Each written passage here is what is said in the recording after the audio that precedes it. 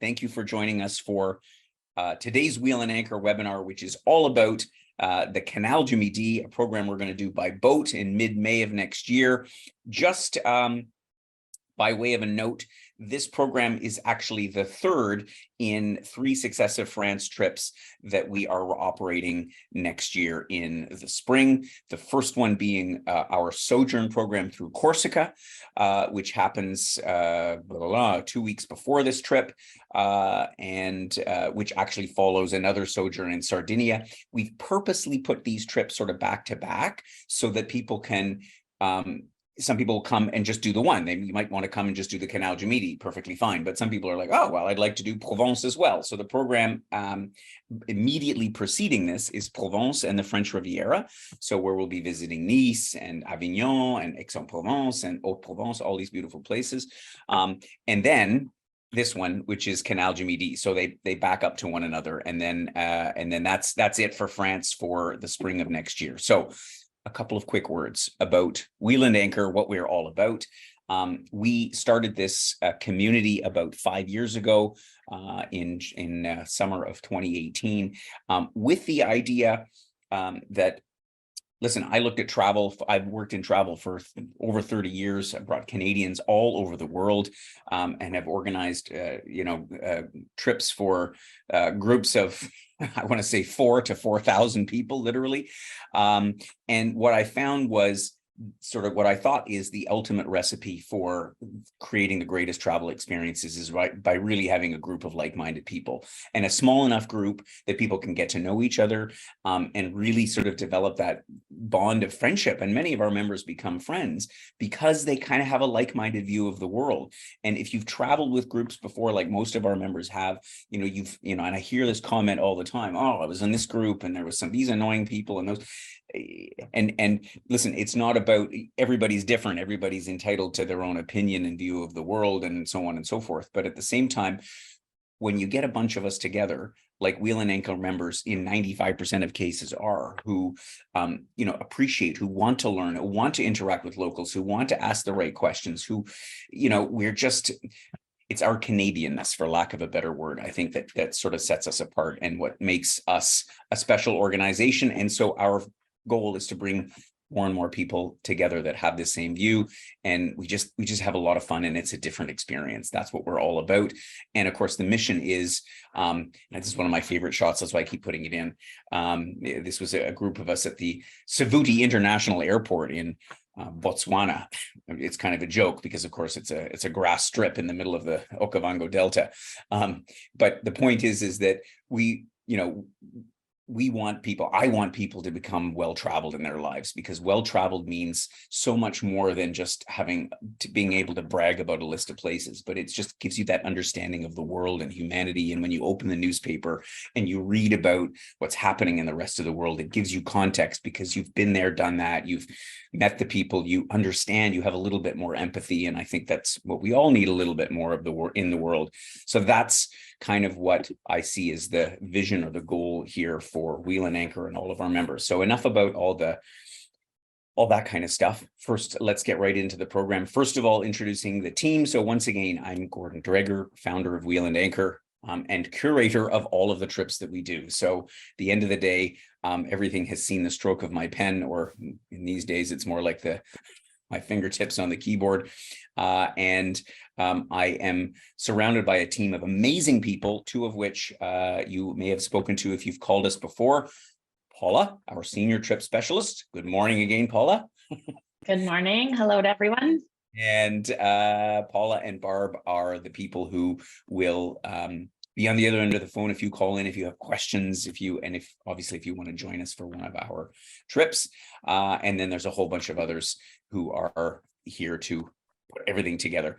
So today we're going to be taking you down the Canal du Midi in a few photos that we've put together. A couple of them I've stuck in from last year. I could do a whole slideshow just on our trip last year, and maybe that would be the better way to do this, but instead I choose some of the more professional photos and to give you a sense of what it's all about and where we're going next year. So the map, the overview, where the Canal du Midi, as I mentioned, if you look at the map here, connects the Atlantic from over here, roughly on the southwest coast of France, all the way down to the Mediterranean, and goes through, I don't even know in total. I know the stretch that we're doing has 42 locks. So in total, there's well over 100. Between the Atlantic and the Mediterranean. And obviously it was designed in the Napoleonic era as a transport route, predominantly to bring goods across the country between the Mediterranean and the Atlantic, and it was a far more efficient way to do it. So this is one of the cool things about this canal, is that when you think about when it was built, literally 300 years ago, it's remarkable. You sort of look at it and you kind of go, I don't think it managed that today. I mean, it's really, at the time, it was like one of the world's most incredible feats of engineering that they built this. So anyway, coming back to the map, our journey this year starts in Montpellier. So this is reverse from what we did last year, in case you had looked into that or whatever. Last year we went sort of downstream, although there isn't really a stream to it because it's a canal, but we went from Carcassonne to Agde. This year we're doing it the opposite way. Doesn't really make much difference other than the timing and the stops that we make along the way. We're starting in Montpellier. This is the city that you can fly to if you're joining us from this program. Some people will come in early and go to Paris for a couple of days. That came up in the webinar yesterday. And then you can take the TGV, the high-speed train, directly from Paris to Montpellier.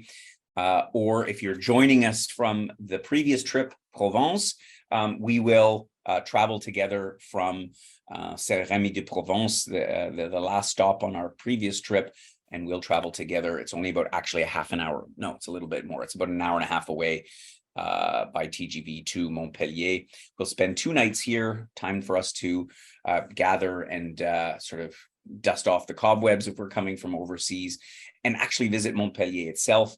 From here, we'll make a quick trip down by train to Agde, which is this ancient port on the Mediterranean, and the beginning of our trip up the canal. So we'll spend 7 nights on our canal boat, stopping at all kinds of little places, enjoying the countryside, making our way up to Carcassonne, which you might have heard of before. This is the site of the ancient cité, medieval city of Carcassonne, that is the oldest fortified city in Europe. And then we will round up our trip by heading back to Toulouse again, 40 minutes, and I'll spend our last night in Toulouse, which is another interesting city that is not on most people's travel maps, but certainly worth spending a little bit of time in. So that is the program. Just a couple of images here that I want to share with you from last year, and from some of our groups. You can see actually this gentleman that's got his hand on the wheel there is Henk.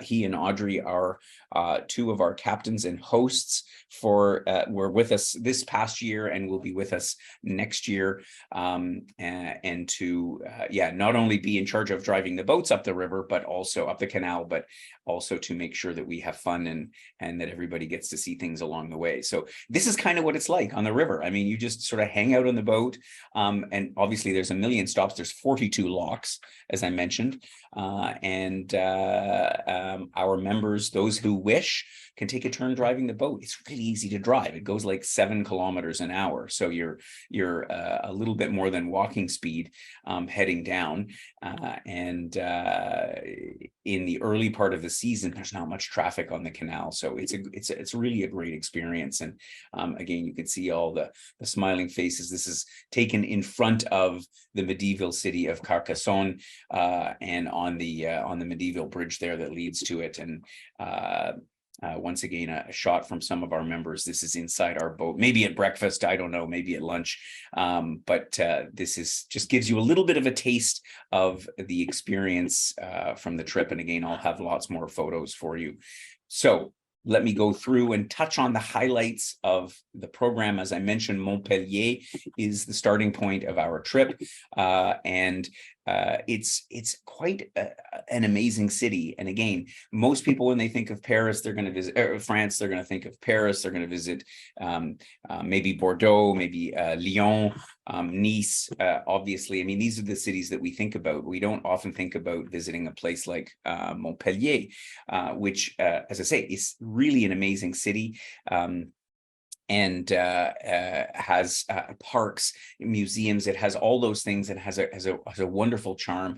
And again, what I like about it is that compared to visiting the more touristed cities, you feel like you're in France. And southern France, from a vibe perspective, is very different than northern France. So so as I say, we'll have our arrival day. We'll have a chance to sort of get rested up from our travels. Then the next day that we're there, we'll spend a half day being taken around. Again, you look at the pictures and you think, could be Paris. Well, it is France.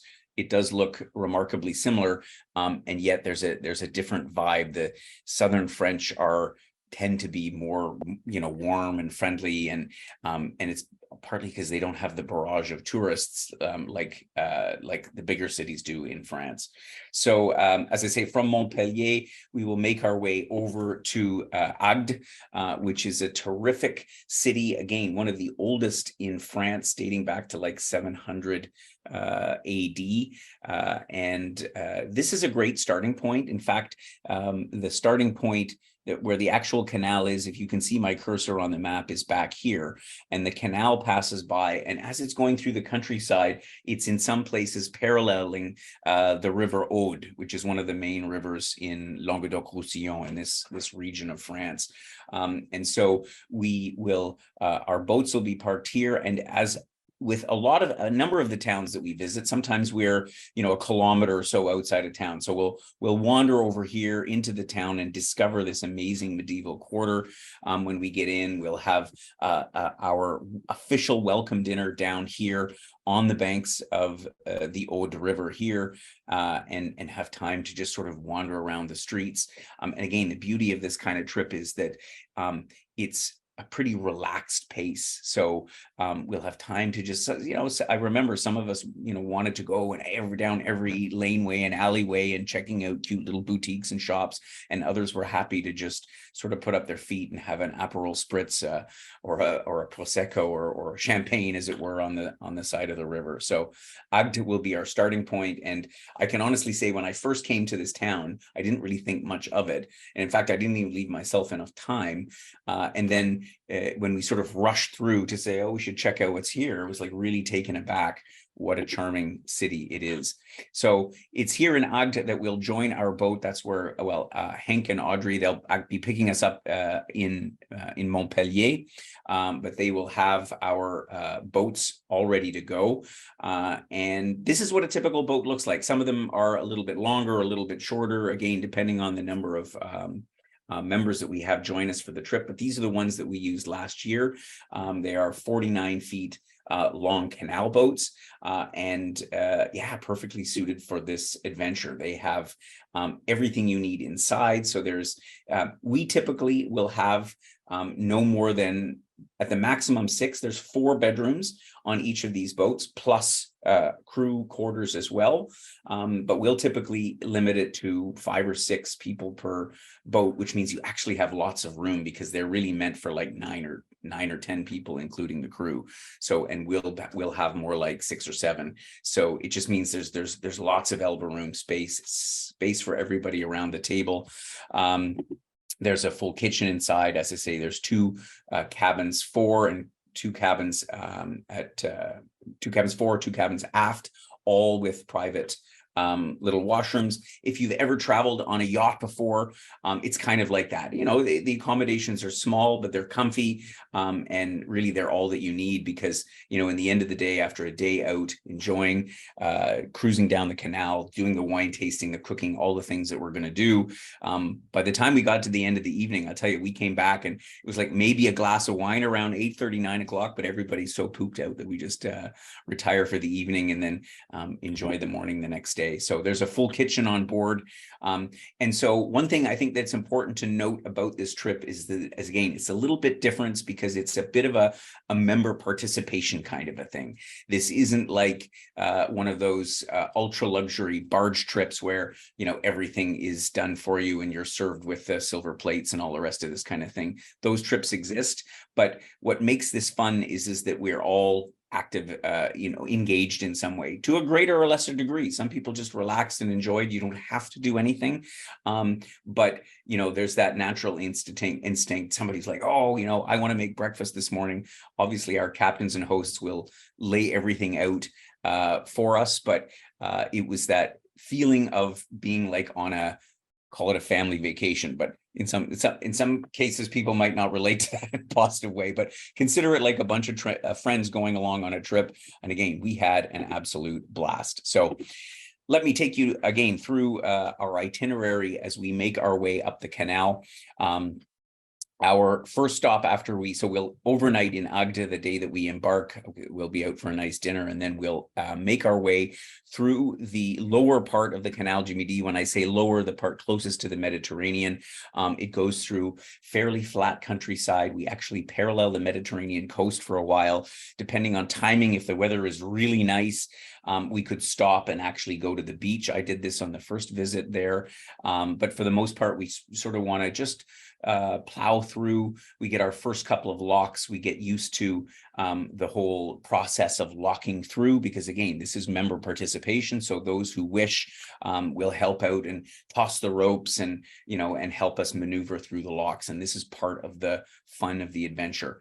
We will arrive in the evening in Béziers, which is actually the largest city. It's not even a city, it's I'll call it a large town on the canal that we'll visit the whole way. And so it's here in Béziers that we'll stop for the evening and go into the town again, have a guided tour, have a look around. It's a citadel on top of a hill. So we'll make our way into the town center, have a tour around, and you'll just be taken by all of these towns and cities because they are so interesting and unique in French. And you feel like you could spend days in any of them.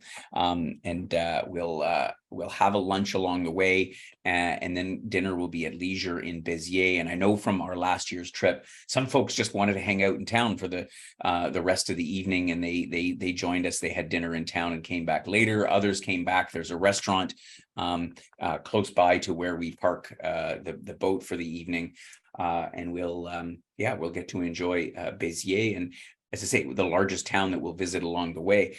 It's also known for this very cool aqueduct. So the canal is actually on top of this, and the boats pass over the Aude River that you see here. When we leave Béziers, will be one of the many cool canal things that we do on the trip, because we pass through the Fonserane Lock, which is a staircase of 8 locks that was built back in the 17th century, I think it was. So again, it was built at the same time, obviously, the canal was, as I say, during the Napoleonic era. And the Fonserane locks is an incredible feat of engineering, and we will make our way all the way up the locks first thing in the morning, and then continue down towards Capestang. Along the way as well, one of these interesting feats, the canal passes through a tunnel, which at the time was, like many other records that it held, was the longest tunnel that a boat would pass through in the world. It's about 500 meters long, but again, it's super cool as your boat pulls up to the tunnel and you honk your horn and you go through, and it's just part of the fascination of this whole experience. And so we'll wind our way up as we go along. We'll stop in a little town called Colombier along the way, and we'll end the day in Capestang, where we'll do a wine tasting and some dinner. And all in all, again, it'll have been a very interesting, exciting day, and everybody will be pooped by the time it gets to after dinner time and resting up, for the next day. The canal continues along, and it just sort of, what's really neat, I find, particularly between Capestang and Parazza, there's a piece where the canal is actually dug into a hillside. So you'll look over sort of across the valley, a kilometer or so away, and you'll see that the canal has kind of swung around, and the boats are passing in the distance, and it looks like they're going across a farmer's field. It's really, really amazing. On our way to Parazza, again, we'll visit little towns like Le Sommet with a charming stone bridge that the boat barely fits through.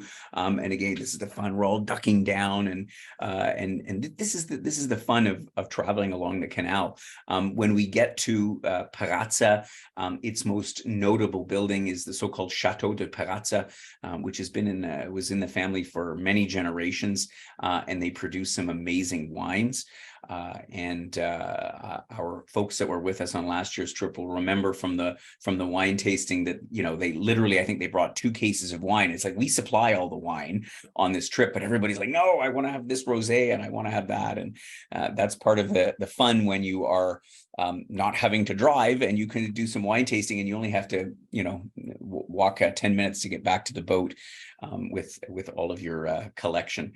So we'll have an amazing wine tasting. We put it in as a snack last year, but there was so much food that they served us that we had to call it a meal because nobody wanted to even look at food after that. So we ended up with far too much. So Parazza is a lovely place to stop.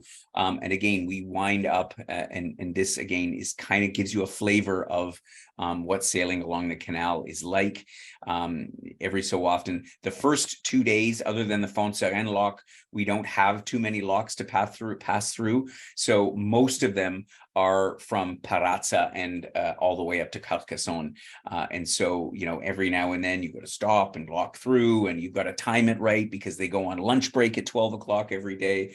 And so the itinerary, as we mentioned in our formal program itinerary, is a little bit tentative because the host and the captains sort of have to decide, okay, what's the timing for today, and where are we going to get to, and where do we want to stop? And we gauge it a little bit by the vibe of the group as well. And we'll have a vehicle available at important stops to be able to take us to other places a little bit further away from the canal. But quite honestly, for the most part, there's just the day passes by with all this scenery that you're passing and doing the locks and stopping at a village for lunch and wandering around, and it just passes so well.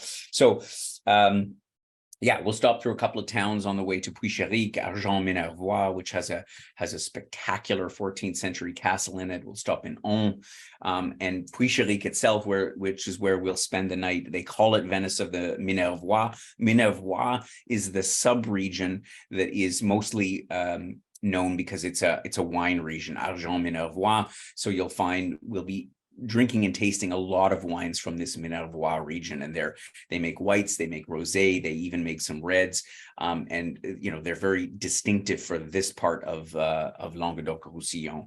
And as I say, Puicheric, because you have the Canal du Midi, the Aude River, and the Rigole that all meet together in Puicheric. So it's really kind of neat because, as I say, there's various spots where the canal intersects with the natural waterways, and how they've engineered the system. It's anyway, I like these kind of technical things and how does this all work? And anyway, so oops, I jumped ahead. Puicheric. So from Puicheric, we're then heading up, we're continuing up, as I say, we make our way up numerous locks in this day on our way to Trèbes. And in between, we are going to head out to a town that is about half an hour away from the canal called Cône-Minervois.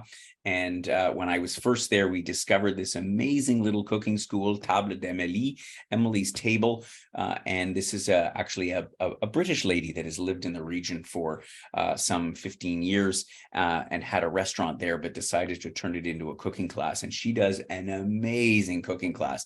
We'll split the group into 2 people. So one boat will go up to the cooking class because they only do about 7 or 8 people at a time. And then the other boat will maneuver the boats up the river to the next stop. So it's again all a little bit of logistics and coming and going. But I can remember distinctly the look of on the faces of our guests after they came back from the first wine tasting, and they were just like, it had a couple of glasses of wine and everybody was like, oh, it was so much fun and the food was great, and they had bags of leftovers, even though the next group was going to do the cooking class again. So yeah, a lot of fun. And again, this is the different thing that we add into this experience, because along the way you are, as I say, we will have some breakfast that will be fresh bakery that we pick up at a local village and bring on board. So you can choose, do you want sort of salty or sweet? And we'll have things that we pick up from the beginning. We'll have the various, cold cuts and cheeses and jams and all of these wonderful products produced from the region, pâtés, you name it. And we'll enjoy that for breakfast on board, or we'll go to a local bakery, and then lunch, same thing. We'll either have a lunch on board that is, again, sort of locally produced foods to try, or we'll have a lunch organized at one of the restaurants along the river. But you're not just staying on the boat and eating on the boat all the time. And that's kind of what makes this trip a little bit different, because you want to get out and experience these villages. So anyway, sorry, I digress there. We'll head up to Trèbes, which will be our last stop on the river before Carcassonne, before the terminus. And yeah, you get a little bit of flavor of these villages, and some of them are very quiet and there's not much going on, but there's always something interesting. There's always an Instagram shot, if I can put it in those terms. It's really kind of neat. And then our last day, we will our last full day on the canal, we'll make our way up the river and pass through a few interesting, again, aqueducts where the canal passes over the rivers, and some again ancient locks. The lock keepers are still there, opening and closing the locks for you, and some of them are super friendly and some of them are, well, let's just say a little bit not so friendly. But it's always interesting to, you never know what you're going to get, and the adventure of it all makes the trip a lot of fun.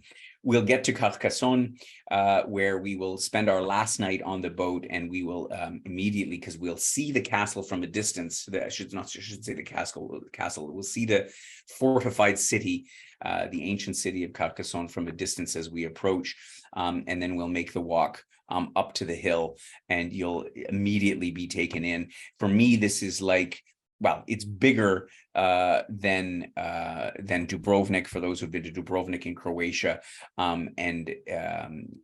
and so it's so imposing and such a cool structure. And of course, some people still actually live within the ancient city walls, and there's shops and boutiques. So we'll have a little bit of a tour. We'll get to understand about this, needless to say, UNESCO World Heritage Site. And then we'll have a wonderful dinner up in the old city. And this was last year, it was our welcome dinner, and it was like, I'm always like, when the welcome dinner is so great, you think, oh, how are we gonna follow that act for the following meals? Anyway, we had a great time, but yeah, we're gonna have an excellent meal and reflect back on the week that we've had cruising up the Canal du Midi. We disembark the next day, and again hop on a train. The train station is like literally 100 meters from where we park the canal boat, so everything is super convenient. And we make our way into Toulouse, where we will spend one more night, one more celebration before heading home or heading off to wherever we're going. Toulouse, I should say, is again one of those cities. When I first visited it, it's not a place that you would think to visit in France. What is Toulouse known for? It's where Airbuses get built. It's Europe's aviation and aeronautics center, and so it's actually worth spending more time in. It's worth extending for a day or two, and going, particularly if you're an aviation fan. They have an incredible aviation museum there that's like 100,000 square feet of planes and history, and the history of Airbus and all the rest of it. But the city itself is one of those where, quite honestly, in many ways, I like it better than Paris, and which, who doesn't like Paris? But it has more charm and more friendliness, and it's cleaner, and it's just an incredibly charming city. So that's where we'll spend the last night, and that will pretty much wrap up our trip. And then we'll, as I say, head on from there. Hopefully I've given you a little bit of a flavor for what this trip is all about. And so I'll summarize the other information here. Of course, it's all detailed in our program itinerary that I think was sent out this past weekend. Otherwise, we'll send you a copy with a replay of the webinar. This is the program here. So this is the pricing, obviously in Canadian dollars. As you can see, although we have a bit of a limited number on single cabins, just because of the way the boats are configured, but we are able to do the single price quite reasonably. So if you are a solo and interested in this trip, you should let us know sooner than later, so that we can grab you a spot. So obviously all of our usual inclusions: 7 nights on the boat, 3 nights in hotels, so 2 in Montpellier and 1 in Toulouse, so it's 10 nights in total. And as I mentioned, we do continental breakfast on board the boat every day. So these will be things that are organized by our hosts and captains, both during the trip, along the way. And I have to tell you, on this past trip, it's like we over prepared. So we ended up having bags and bags of stuff left over. So we don't, only because everybody finds neat things along the way that they want to try and all the rest of it. That's part of the fun of the experience. And then we'll have lunches again, either on board or out at a restaurant. What we find, as with most of our tours, is people don't want to eat 3 meals a day. It's kind of like, have some breakfast, have some energy for the day. And then if we do a lunch and a wine tasting, then all you need is a few more snacks for dinner, and that's pretty much enough. So we kind of go with the flow. We also provide all the drinks on the trip. So we'll be collecting wine before and of course along the way. Anyway, it's time for questions and answers, but of course, often there's usually questions that you have particular to your own circumstances, which of course Paula or Barb will be more than happy to answer. And you can reach them by email is the best, or obviously by calling our office is an option as well. But in the meantime, we'll take any questions that have come in. And yeah, I've got a couple here, Gordon, right. Ready for you. We had a member ask about the activity level on this trip. And so if you could touch on that, and I think a great opportunity to, are we still able to do the bikes again? Yes. Yep. So I'll address both points in one. So the activity level is definitely at a minimum what we sort of set out for most of our programs. There is walking. And so there, like, let's say, for example, in Béziers, from where the canal is to the center of the town, it's about, it's a good 1.5 kilometers walk, partly uphill. What we did last year is we organized a taxi for a few people that were just a bit tired. But, you know, the point is that in some of these towns, you know, Béziers is one example, but where we park the canal boat to where we go for dinner, or, you know, we're going for breakfast to a bakery, it might be 1 kilometer, 1.5 kilometers walk each way. It won't be more than that, but you know, ideally, to really enjoy the trip the most, you need to be able to walk a bit of a distance, you know, a couple of kilometers in the course of a morning or a lunch or whatever, to be able to go away to these towns. So that's the ideal scenario. If we have a couple people who don't want to walk as far, I know we had 1 or 2 on the trip last year, you know, you can certainly enjoy a lot of it without leaving the boat. But yeah, it's best if you're mobile. There are and we'll put it as an option closer to when the trip actually happens. There's a possibility to get bikes for those that wish. There's a walking path that goes right along the canal for pretty much the whole way. We had a couple of bikes this last year. Actually, nobody except for myself availed themselves of the bike, but it was available. It was possible to do. And so we'll make that available again as well. Perfect. Yeah, I know a couple of members have been asking about that, so yep, they will greatly appreciate it. Had another question here from a member. You mentioned some of the good wines. Do we know if members can order a case of wine and ship it back to Canada? They find something they really like? From the perspective of the French, they would love that. But the problem is not there. The problem is Canada, and you aren't really allowed to do that. So you have to check in your own province about how that works, because yeah, Canadian rules actually prohibit you from shipping wine back. There's a way to do it if you know somebody who's a wine importer, like an agent or something, or you can do it through, if you're in Ontario, the LCBO or the SAQ in Quebec, or but you have to kind of Gotcha. check in advance on this end. They'll ship it to you, but whether it actually arrives, it's a different matter. And I know that, this is unfortunate thing about Canada, because we mentioned this to vineyards all over the world and about what about shipping to Canada? And they all kind of look and go, oh, like that's a nightmare. That's the problem. Got it. Good old, provincial legislation's got a tight hold on it, Yeah. unfortunately. You'll just have to enjoy it there. That's why we do it The that way. Enjoy it there. Yeah, exactly. Extend your trip for all the leftovers there may be, because you might Yeah. need a few extra days to taste it all. Member was asking, what's the average cost of a dinner out for a person? So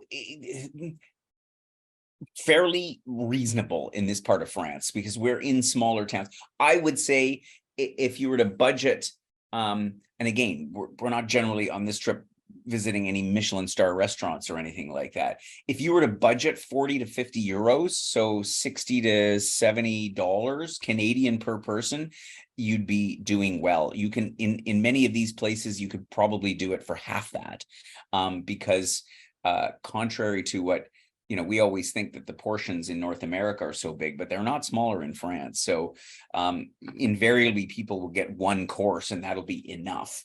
And so, you could have, one day main dish and a glass of wine for, 20 euros.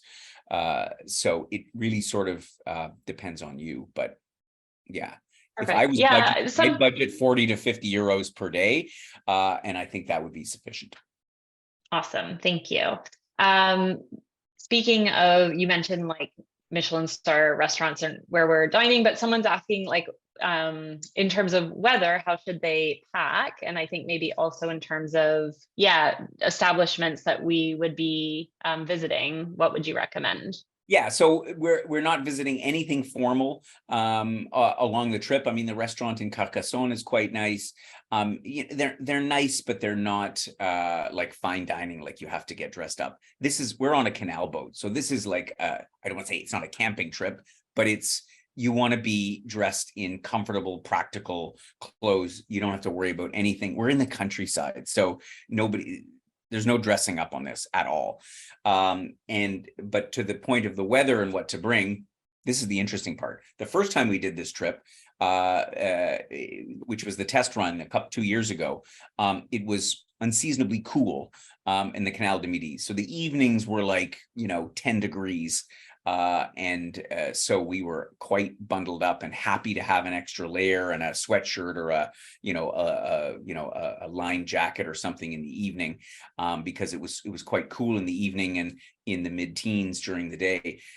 Last year it was unseasonably warm. So I had warned everybody, make sure you bring the extra layers. And, they were running out grabbing shorts because it was hot, even on some, not hot like the heat wave they're having now. I mean, this is May. So you kind of have to be a little bit versatile. You should definitely have some things in case it's a bit cooler, but odds are in the middle of May, I would say in the evening temperatures maybe like 13, 14, and in the day 20, 21, it could be 25. We don't know. Perfect. Well, that's better to be prepared and have a little bit warmer weather, I think. For sure. And cooler sometimes. we had this year, it was warm. It was a little on the gray and rainy side. Like, it didn't really affect us at all. We didn't have any pouring rain days where we couldn't go anywhere or anything. That is possible. So, yeah. And the only other thing is, as I say, because if you're active and everybody was involved in throwing ropes and all the rest of it, these ropes get a bit dirty. So we always say, bring some clothes that you don't mind getting canal water splashed on them. That's a great point. Talking about the weather, Eric had a question here asking what is the plan if weather is not good? I think we plan this specifically at this time of year because it is a favorable time to do the trip. It is a favorable time. We go in May, and the last time we went in October. You never know what the weather's going to be like. It could rain. We go ahead according to plan. So we're going to cruise up the canal, whether or not there's plenty of room. If it is rainy and a little bit inclement, to stay inside. Some members will just hang out and read a book. Some we were out, in ponchos outside. And so we move ahead regardless. So you need to be prepared to, be outside and have an umbrella and walk to the bakery in the rain if that's what's on the program. And obviously if the weather gets crazy extreme, well, we'll decide in the moment what to do. But the point is that we're going ahead regardless. Fabulous. Another question here with regards to if members can add on pre and post nights on either end of the trip. If you want to stay at the hotels that we've picked, and we've got great hotels in both Montpellier and Toulouse, by all means, that's easy. No problem. We're happy to arrange pre and post nights. And as I say, what at least half our members did the last time, they were somewhere else in Europe, and they just, flew into this, or they continued on to something else. But I definitely think it's worth spending an extra night in both Montpellier and Toulouse in terms of things to do and see. You'll be really positively taken aback that you're like, wow, this beautiful city, and I never knew anything about it. So worth considering. Perfect. One other question here as well, mentioning pre and post, somebody was asking that was on the Provence webinar earlier. Are we helping make arrangements to connect members from Provence to this program? So if you book them both trips back to back, we will take care of all the transportation in between. So the host will, I'm not sure if the host will join or not. It all depends on the total numbers for the group, but we will facilitate all the arrangements. We will get you on the train in Saint-Rémy-de-Provence or in Avignon, where we take the train to get to Montpellier, and you'll be there to be greeted at the train station when you arrive. And we will facilitate all that. And if there's a bunch of people, we may end up doing it by van anyway. It just depends, but we'll get you there. Okay. Perfect. Yeah, we can help out with all of that. One last question that's come in here, and we haven't had something like this in a long time, but Patty's asking about our COVID policy, and I'm not sure exactly Our about that, but COVID policy is, I mean, we treat COVID like you would treat COVID here. I mean, in the sense that, if you catch a cold, you should, take appropriate precautions and put a mask on and so on and so forth. So it's a tricky one to answer, only because, we'll obviously follow whatever the local protocols are that are required, in situ, but it's not like somebody has to be in quarantine and locked in their cabin for a week. I think those days are kind of past. So we just treat COVID as it is being treated, as recommended by local health authorities, both here in Canada and locally. Yeah, perfect. Great. That is that's everything that I've had come in right now. So okay, perfect. Well, if there are more questions, obviously drop us a note. We're happy to get them answered, and I'm sure there'll be more.